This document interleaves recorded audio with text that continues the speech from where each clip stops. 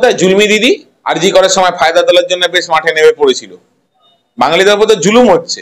জুলমি দিদি কোথায়? জুলমি দিদিকে দেখা যাচ্ছে না তো।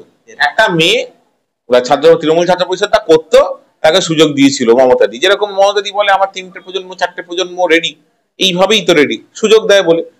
তৃণমূল ছাত্র পরিষদের মুখ ছাড়া তো, বাংলার মুখ আমি দেখিয়েছি, আমি পড়েছি, আমি ওর মুখ ছাত্র পরিষদের মুখ কে বলেছে? তো বাজে কথা। তোমরা সব হিরো বানিও না তো, আঙুরকে ফুলিয়ে কলা গাছ যত।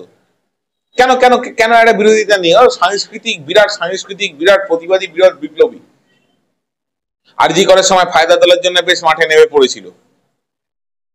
কোথায় জুলমি দিদি? বাঙালিদের উপর জুলুম হচ্ছে। জুলমি দিদি কোথায়?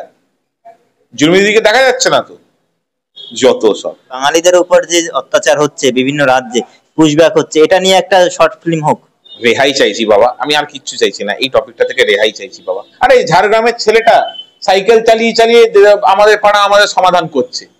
বীরভূম, বাঁকুড়া, মুর্শিদাবাদ, পুরুলিয়া, কোচবিহার, জলপাইগুড়ি, উত্তর দিনাজপুর, দক্ষিণ দিনাজপুর, মালদা, মুর্শিদাবাদ, উত্তর 24 পরগনা, দক্ষিণ 24 পরগনা, হাওড়া, হুগলি, কত ছাত্র আছে কোনো ধারণা আছে? তারা কত স্ট্রাগল করে তৃণমূল ছাত্র পরিষদটা করে কোনো ধারণা আছে?